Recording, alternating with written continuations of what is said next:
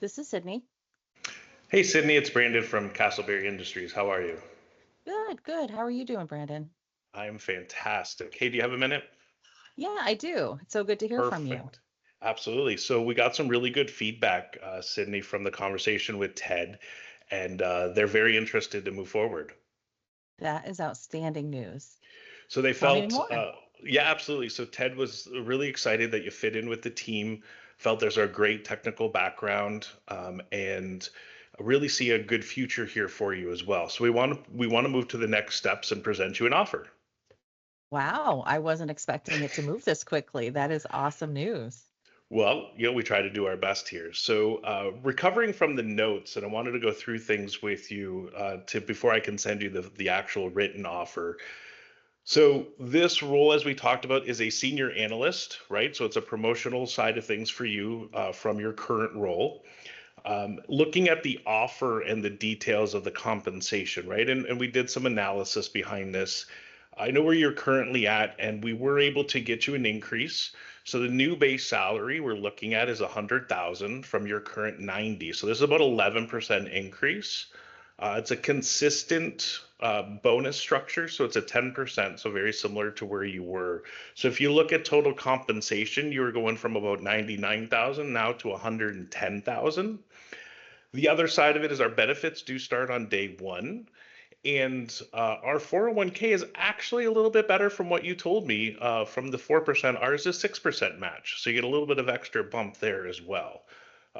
The other thing that I just wanted to remind you from the conversation is this is an in office 3 day a week hybrid model.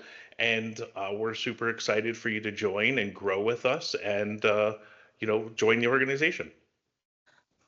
Well, one thing I guess I have to weigh out is I recently actually just got a 5% raise. So if I think about where that puts me and this offer, you know, I have to give that some thought because the other factor for me really becomes, going to the office 3 days a week versus my 1 day a week, and the delta being only this 5% now kind of puts me in a position of saying, I'm excited about the opportunity and the promotion's great and all, but financially, you know, I'm not really making the strides I had hoped to.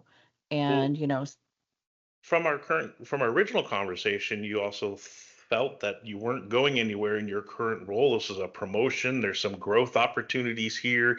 That's kind of why we started the conversation. And, when I reached out to you, that was the interest to continue to move forward. well, there's a little truth to that. But in fairness, I wasn't really expecting a 5% raise. So that kind of sent me a signal that perhaps I was a little off in my read on, maybe where my career was going. So, Okay. I got a lot to ponder here, and again appreciate everything you've done. So I guess I have to sort through this all and kind of figure out where my heart is, and run the numbers a little bit more and weigh out the pros and cons. Well, I really, I want to be able to send you an offer, but also, our policy is really to put the best offer forward here. I mean, is there something you want me to take back to them? And obviously, you'll want to be, we're stretching and pushing forward to get you here and put everything on the table for you. But happy to have a conversation with them. Is there something I could do to, what would it take to get you to sign on the dotted line and so to say?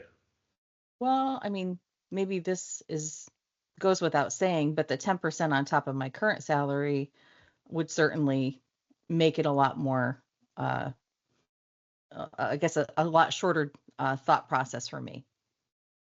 Okay. So you got a 5% increase, so you're looking for the 10% on top of your new current. And how recent was that increase?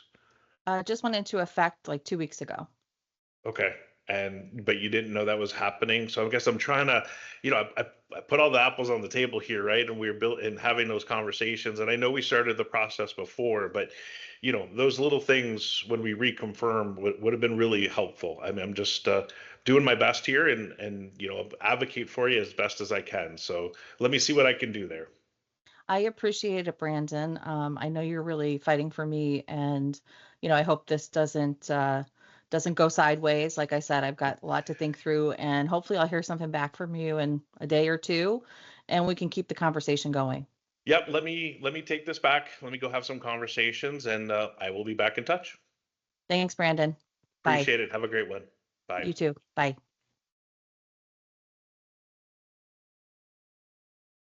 Shambom here with the Talent Revolution. I'm here with my co-host. Jill Cniglio-Kirk. How are you, Jill? I'm doing well. How about you, Joe? Fantastic. Everyone, I'm sure you've heard and tuned in for the first few minutes, a fun little mock conversation that we've had, and kind of here to introduce that new topic that we're going to have today, which is offers. So if you saw that and heard that mock offer, almost everyone is probably shaking their head going, oh my God, I've been there. I've seen it. I've done that. It's happened to me. I mean, Jill, I'm sure it's happened to you throughout your career. Yeah. Get those curveballs in those situations. Super frustrating, obviously, as you can do your best as you plan through it all. But man, those curveballs are just hard to catch. I've been there, Joe, trust me, and nobody likes a curveball. So, I think what we can do best is really try to talk about how to avoid curveballs potentially. And, are there things that you can do to shore up your process to make sure that you don't have those unpleasant surprises? But I have no doubt Brandon's going to come home and bring it around, and Sydney is going to be signing up. So. Yeah, I sure hope Sydney will. I mean, Brandon, if you heard that mock, you could hear Brandon point out several different factors that he did throughout the whole process, right? When he said, do you remember our first conversation? And, this was a promotional opportunity, and the different highlights that he was giving back to Sydney on, how that offer got presented and built up for her to get that curveball of a promotion. And it happens, but the best set plans are sometimes always unraveled, and Right. things happen that way. I mean, getting all those different ducks in a row, I mean, that's a big piece of getting the offers together, right? Is communicating, it's being transparent, asking all those upfront questions, and especially with this fact of salary, is reconfirming that in multiple conversations. And it sounded like he did that, but didn't get maybe the truth from Sydney's standpoint. Yeah, I'll be honest, candidates aren't always predictable or easy to manage, right? We've all kind of struggled with that. But what I will say is there's nothing more disappointing than investing the time, finding the candidate that's a fit, knowing that the candidate wants the opportunity. And I think at that point you've put so much time in the process, your best bet is really like, let's find some common ground and let's find a way to make this work, right? Because the time investment, time costs money, right? Um, Absolutely.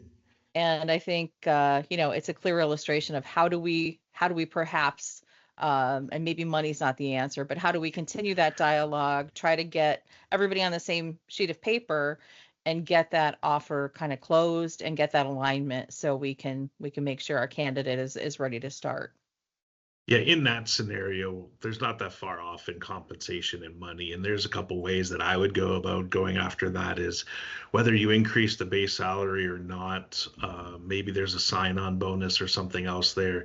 The other little thing, if everyone picked up, which is a nuance nowadays after COVID, is the in the office situation, right? And the return to the office is a huge aspect now that obviously was brought up, and there was an in-person interview that went on in that, or at least I believe there was, to get that touch point there.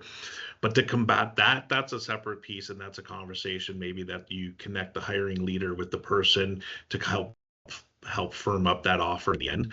But again, it's always going back to being transparent and laying that out, so therefore there are less surprises and curveballs at the end, at the last side of it. Thinking about that, what other, putting that competitive offer together, right? How would you, I mean, from the HR standpoint, Jill, put that together? What frameworks, what tools, or things have you used in your career? Well, I mean, I think it all starts with understanding the role and the competitive salary range for the role. No matter how good the candidate is, there really needs to be, a range that this role, is worth as far as the business is value on the role. That is where, for me, everything starts, right? So we kind of have maybe, in my world, it's a mid, and max for a role, right? And then I'm thinking about, what are my organizational needs, based on the experience that this candidate brings, where do I see them fitting into that range? And then I think outside of, the technical part of the comp analysis piece, it really is who is the internal peer group, and how do I balance this external candidate's needs with my internal peer group, and how does that look? Am I going to create any kind of potential um, dissatisfaction by bringing a candidate in from the outside with less experience at a higher salary, perhaps, right, to my internal group? So I think it's really looking at both of those factors as kind of square one. And I think, of course, some other practicalities go into it, such as, how is this team performing, right? How critical is this need? Perhaps I could like get over a percent or two or so in a situation where, things aren't working well in the organization. And, I think we all have to be realistic about what the business needs from a candidate. And if things are humming in that department, I might be a little more stingy. And if things are really not humming, and I need to kind of rev up the engine, of that group, then perhaps, I factor those things in as well. So I think it's a combination of some science and a combination of, just kind of practicality. Pulse on the group is what I also hear in that piece of it. I want to dive into two quick things though, and this is I guess get your take on the HR side. And there's a lot of salary ranges that folks use, right? And all these different levels. And compensation, I think, is going to be another topic and session that we can dive into. So I don't want to go too far, but I've been in organizations where here's your salary range by level, and it was across all disciplines. So the next thing you know, that level is like $80,000 or whatever the number is. It's a huge window into that spectrum. I mean, Yeah. versus, and I get it, it's more work and more things to be able to put specific ranges around by each discipline and different sides Well, of it. But what's your take on that? I think you are absolutely right on track because let's be real. We know certain skills are hotter than others. And, you might see a delta for a software engineer versus an electronics and, electrical engineer. And what is that factor? So I think organizations that aren't taking those things in consideration are probably not competing for top talent. So I think you really need to understand your market, what skills are hot, and what parts of the country really come to play as well, right? There might be overages of certain skills in certain parts of the country, while it's, a scarce commodity in other parts of the country. So you really need to know your own talent market and, what it's going to take to really, land that candidate. So I think you absolutely need to be open and understanding what skills are paying what premiums in the market and be in touch with that. That's where I'm frustrated. I don't say frustrated, but it's disappointing to look at a huge salary range for every discipline in this level across. Doesn't make sense if you're going after an analyst like we did in that mock versus an engineer. There's a bigger gap into that piece. Now, the electronics and software is going to be smaller in essence, but that's a separate conversation. But I just wanted to get your take for everyone's side of that piece of it. The other side of the offer, and I know we talked a lot about money, but it's the total package, right? And he mentioned that in the conversation. Look at your total package, right? The offer, the benefits, the 401k, the promotional opportunities, the growth within the company. And that's, from the recruiting standpoint, you want to talk about selling the candidate, you're selling all of that, right? That Ted was the manager and he thought you had a great potential and you fit well with the team. So you're hitting all these points which bring a total compensation and total fit within that conversation versus here's the money, do you want to take it or not, right? It's that whole Right. Well, package. yeah, and I would just say that I believe that the exceptional talent acquisition people and HR people are getting to know that candidate uniquely and what they place value on, right? If they're doing their Right. homework and they're doing their job correctly, they know what their must-haves are, and they know what their breaking points are going to be, saying they'll walk if I force them in the office 3 days, they'll walk for X.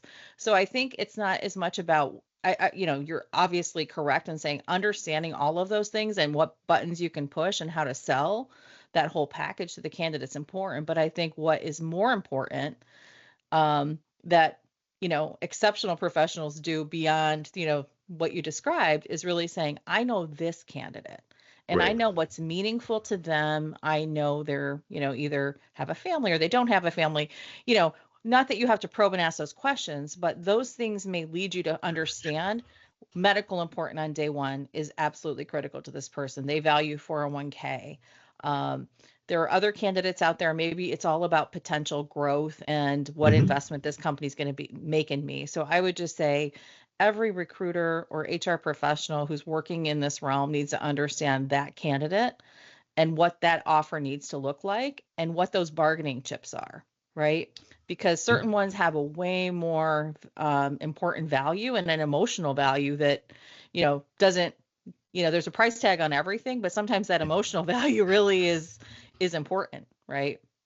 100%. Yeah, and that's the candidate experience. That's the relationship that you have with the candidate throughout the whole process, right? And it's taking all of those notes down to be able to sum that back up.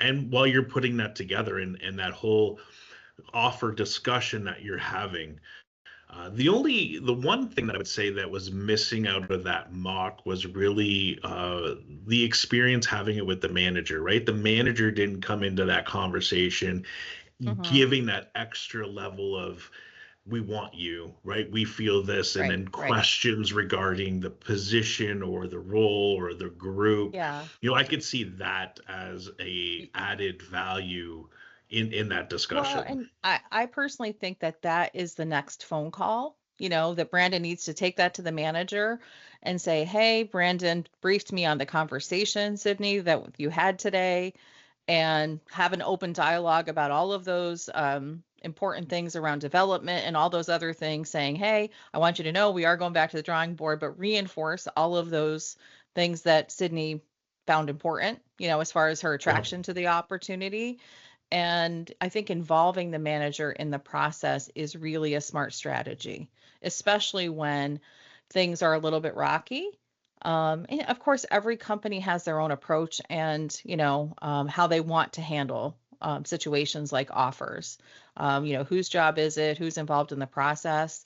But I do think, in our mock that we just did, it's a perfect opportunity for the manager to reach Hmm. back out, say they're aware, let Sydney know that they really want to see this work and reinforce those points of why they want her on the team. And I think that'll really go a long way in setting this experience up for success. Um, Absolutely. I think, it's one of those things of I've done that and included the manager, whether it's upfront before that conversation or mhm. maybe even afterwards, in a sense of, get the next, second offer or the full final offer together, put it there, present it, and then have the manager come in either on that call and then leave or right afterwards that follow up. There's a couple different strategies and Yeah, everyone I can pick I that apart, but personally love that you mentioned kind of doing it jointly. I think that managers deal with a lot of unpleasant things in their jobs, and including them in a positive conversation, yeah. letting them kind of be the voice to the person that is potentially going to be on their team is a really wonderful opportunity to include them. Um, I have also kind of come out of those conversations, maybe realizing that the leader has a little different level of respect for what we do in HR and talent acquisition when things have gone a little sideways or we've had to pivot, right? But I do like that idea personally of having this joint call and kind of being a partnership and kind of getting everybody on the same page. That's just my personal commentary. No, I mean, the manager kicked off the process, right? They should help. I mean, obviously not end it there because they're going to hopefully get on board and the whole process afterwards. But right near the end, don't Hmm. cut them out of the fun joy of here's our selection, here's why we want you, and here's how it goes. Yes, the financial aspects and the details of corporate policies are there that the recruiter is well and more capable to handle, but give that positive and that we want you. Here's the details. Here's what the role is. Here's how you're going to make an impact. Get them all hyped and excited behind it. And obviously take care of any concerns that they have. I think those are huge things that many companies unfortunately miss because they say, oh, well, that's HR or that's TA. They'll take care of it. But it's really, they're part of it. And there's been times they've loved it and they've been part of it going, what, really? I can make this phone call? I go, yeah, but don't talk about the comp. Don't talk about the numbers, right? Let me take care of that, but Right. make the offer saying we want to have you come on board. And there's been some managers that obviously you had to coach them sometimes a little bit to make sure they don't say anything wrong, but they've been super excited about it and be like they take joy out of that. Right. No, I also would agree with you in saying you have to be clear up front and saying, when it comes to negotiations, that's not your role. Right. Let me handle that piece. Everybody kind of walks in with, this is my part, this is your part. There's some planning, and you don't trip on each other, right? And every person understands what their role in that conversation is. I think that's very wise advice. And when it comes to negotiations, right? I think you definitely want to leave that to your HR team and your talent acquisition people in your organization.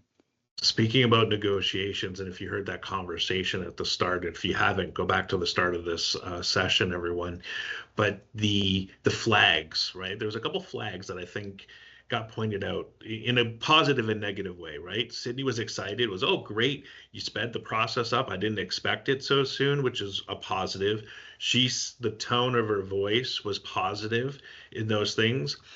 From a recruiting standpoint, the curveball and the piece of, oh, I just got this salary increase and she didn't share that, right? And she know going into this that hopefully this an offer is coming, but then throws, hey, I already got an increase and they didn't tell the recruiter. I wouldn't say that's lying. It's not a lie.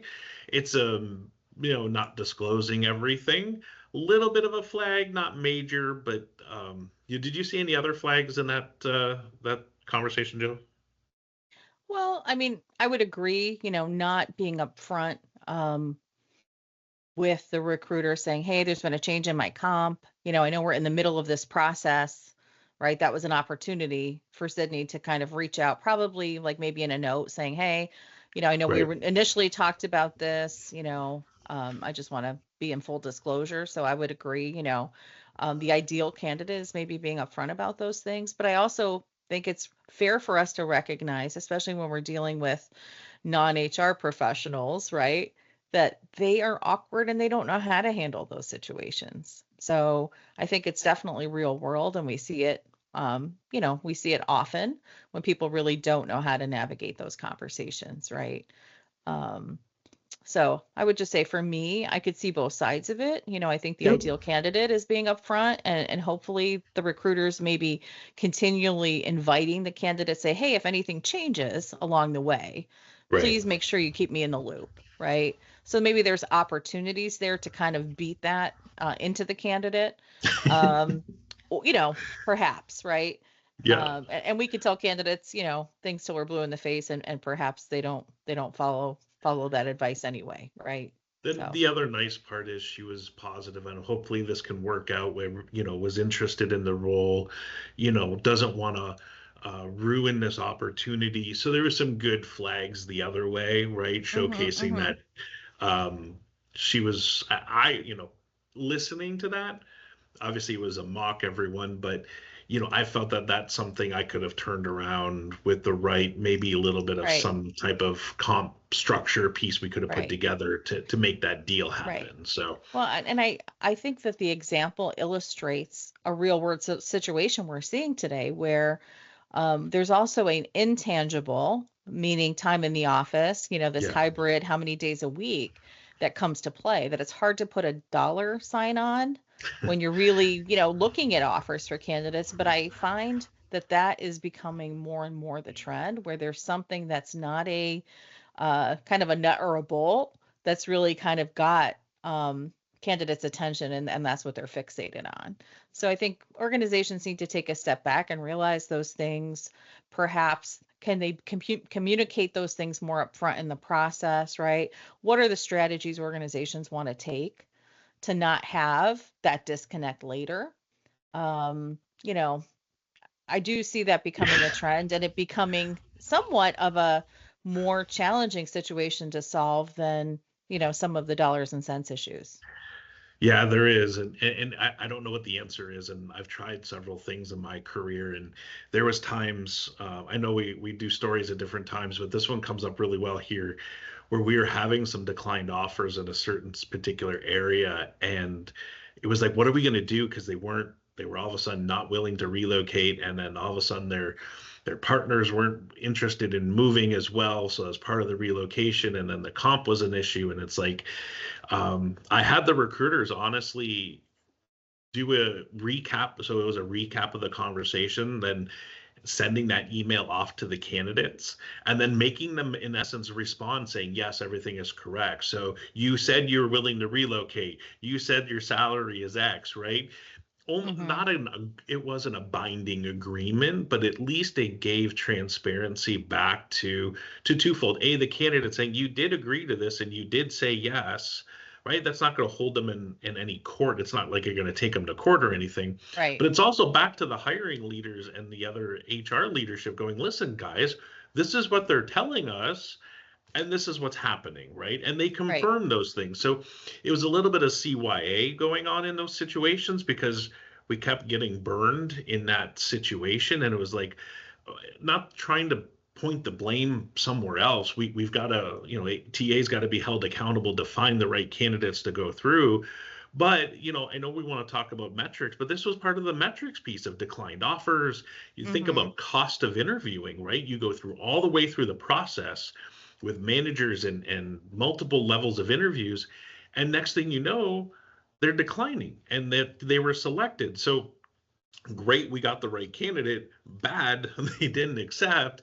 And now the time lost and money Right. lost and frustration gone through it. So Right. I mean, if other people have great ideas, please put them in the comments, share some stories and tips and tricks to mitigate some of these situations. And that was just a quick story that I had. Right. Um, but summing back into that was metrics, Jill. I mean, metrics on offers, there's the typical ones of obviously declined offers and acceptance rates. Have you seen anything else in your career or that you'd want to measure for offers? I have not done this personally, but I would love to know the answer to this. And what I'd like to understand is kind of like what the starting salary of an offer was versus kind of the creep, right? Like in Okay. essence, how off were we in our assumptions perhaps when we walked into this process? So that's just So one you that mean piques my from curiosity. Like in essence, starting offers overall in aggregate versus offers accepted, right? The like the version one percentage offers, right? increase? Versus signed offers. Interesting. I've never thought about that. If anyone listening has done that, I would love to see that in their situation and how that helped them. But yeah, that would get an accuracy point that gives you some data in the market to see how accurate we were. Obviously, now at times, way back when I started, you could ask candidates flat out, "What are you making?" and actually ask for a pay stub, and you can't do that now. So you're asking, what are you looking for in your next opportunity and what other financial constraints or things do you have to be able to hopefully come up with that. And a lot of the times in my career, folks just end up being transparent, say, Joe, you know what, I'll just tell you where I'm at. Great. That's very helpful, Right. to be able to then build out. And because I've done this multiple times, is you're putting a side by side comparison together on compensation and showing it to the candidate, saying, here's your current, here's the offer, here's this, and you lay out all the different factors so they can see black and white, here it is. And usually they appreciate that instead of having to do it themselves. Right. And I know I'm rambling in a second, but the other part that gets complicated in some of those offers is when you get into some of that stock and stock repayments and vested and unvested amounts, and you're going through the different vesting schedules, and you can get some really complicated offers as you go through those things. But the transparency really helps is what's happened to me. Yeah, and then I would also say that in realization of the market conditions, it all really depends on what's happening in the market. It seems like given a weaker market, candidates are less maybe greedy Mhm. and looking for lots of money. They're kind of asking questions around stability type things, right? So I think it's important to be in touch with what kind of market are you in, right? What is your strategy walking into it? What are the levers and buttons you have to push that you can really kind of accentuate what the strength of your offer is if compensation isn't one of the selling points. Um, and I think taking all those factors into consideration is really important, because I'll just say it's been like a roller coaster ride through my career of what's in focus for candidates, right? And when the economy's weak or things are shaky, right, people have different needs and different things on their mind. So I think it's very important to really kind of think about all of those factors as well as you kind of put together your strategy and dial in on how to bring the candidate home, right? How to kind of sell them on this is the right move for them. But that's also a point to not also take advantage of the candidates, right? You want to Oh, make a fair, absolutely. competitive offer, not to Sure. lowball them to get them because I can get them for that number doesn't mean you should, right? No. Because then you're going to get into other issues of you know them leaving and Yeah, you the don't want turnover that rates and things like turnover. that. No, you absolutely don't want that turnover.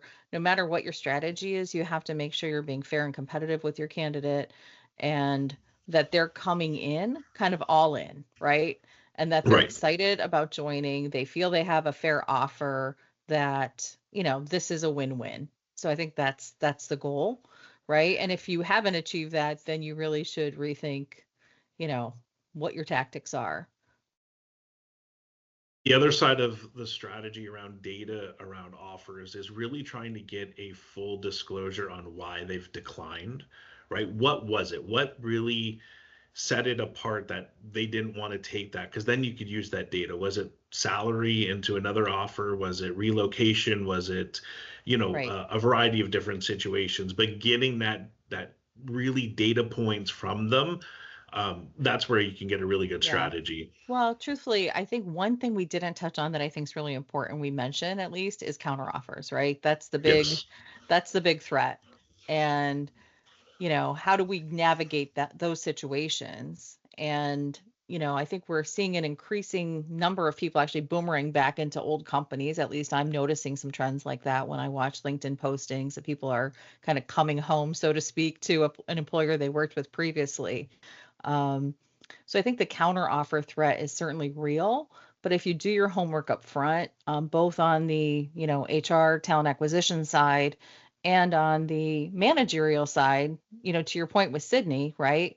And saying, is she a threat to stay, right? She was looking for career mobility, promotion, right? All of those things. So, but I think the counter offer threat is real and something that, you have to be aware of and how to Well, I navigate. mean, it's smart for a company to counter offer a really good employee to leave, right? Because you're the time investment, but on both sides, as a candidate, you've made a decision to leave, and now they're trying to keep you to stay. How is that going to change? And is it really going to change? Do you have a target on your back? And these are all counter offer typical things. You could look it up on AI anywhere on, Google it. You could see all the counter offer discussions and pros and cons in doing that. Um, you got to be very careful into those things on accepting it.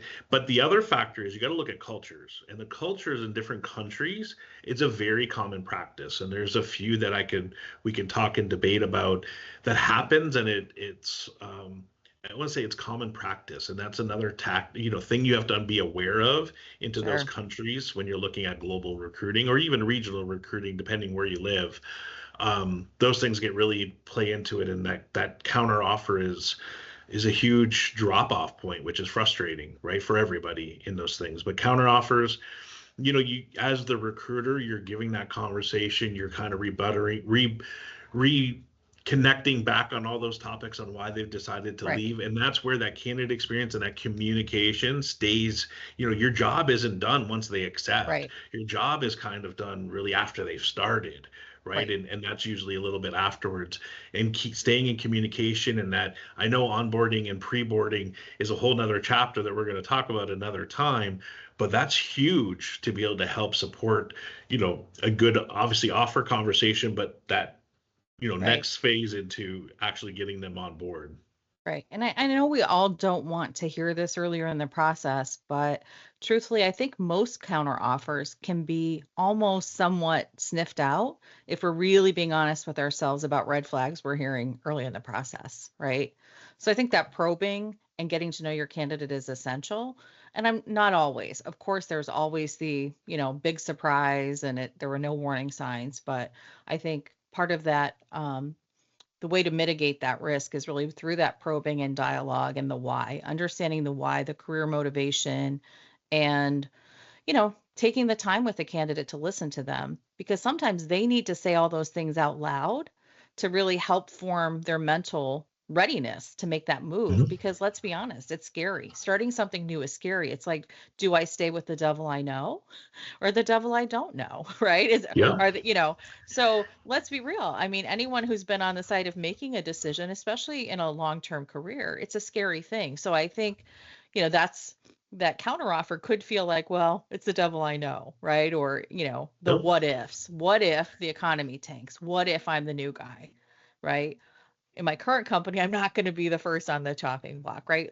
Everybody has those conversations. So I think that if you invest the time in talking through things like that with candidates, just kind of letting them have that therapeutic moment of all the Yeah. reasons, right? And hearing them say it out loud actually kind of helps shore up their readiness to leave.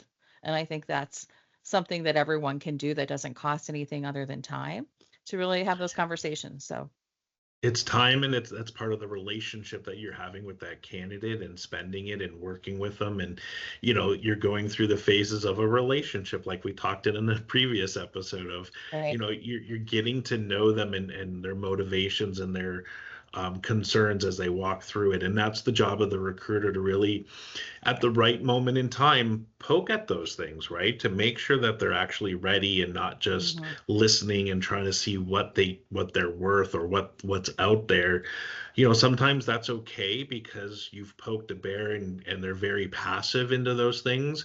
And that's where the conversation in it, you have to manage that candidate a little differently versus someone that's been more proactively going after the role. So again, knowing your candidate is huge into those things. Right. Coming back on time there, though, I know I shared a story. Did you have a story that you wanted to share, Jill? I have one, but I think it's nothing earth shattering. I'll share a story about hiring a director into a technical role that I was working on for quite some time.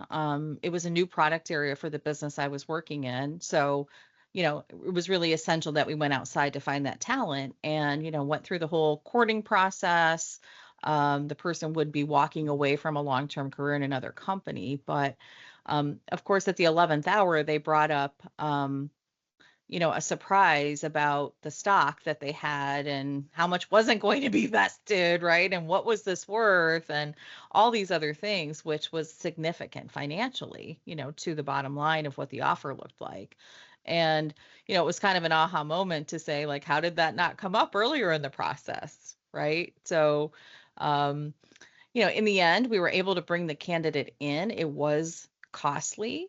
We didn't kind of really try to quantify or bridge that entire gap, but it was a definite showstopper, right? So it was an example of saying, okay, like maybe I need to have a checklist of all the different perks and types of things, right, for Yep. candidates. I don't know how it was missed. I don't know how it didn't come up in the process, but I will own it and say I never made that mistake again, and I never had that thing be an obstacle. And like I said, the ending was a happy ending because the person joined, they stayed long term, right?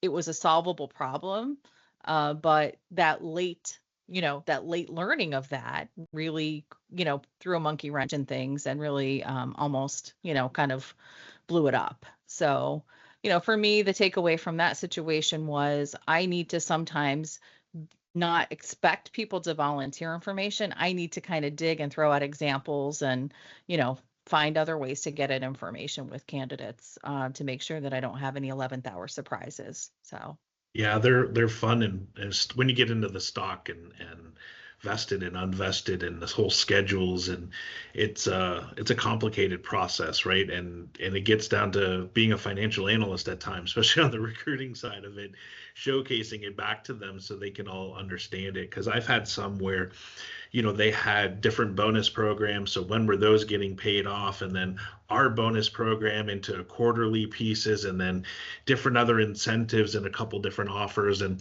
really, it got it was this really long agreement and contract, kind of highlighting different pieces to sum it up into a, of course, Excel Right, spreadsheet showcasing the numbers so the person could understand what they're receiving and when to be able to combat what they currently had. right. And that one worked out really well. I've had some where, and believe it or not, folks, and I'm sure you have too, I've had even director level folks or higher take less money, right? And because the Hmm. motivation was something else, it wasn't always Right. about money.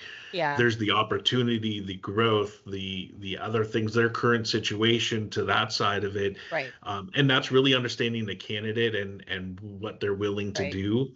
Yeah. um, Well, one thing I'll just comment on this one, the real decision to spend the extra money, the surprise money, was really about credibility for the organization, saying if this person joins, given their reputation, given this mm, new growth and this new product area ability, it is absolutely worth the credibility it lends the organization and the foothold it gives the organization in being able to recruit top talent.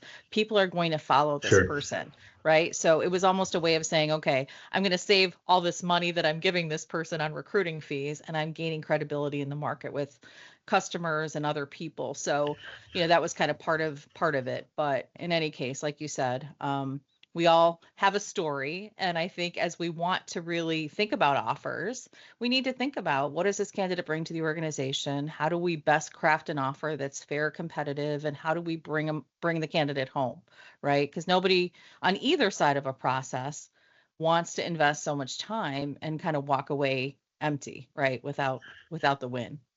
And that's one little, I don't want to say trick, but one little thing that goes on, in the last phases of it, of are we really going to, both sides, right? The candidate and the company, are we going to walk away because of X dollar, right? Is Hmm. it worth it? Hmm. The time invested on both sides and different things. And that's a hard decision that leaders and individuals have to make. And there's a line in the sand that gets drawn on both sides eventually.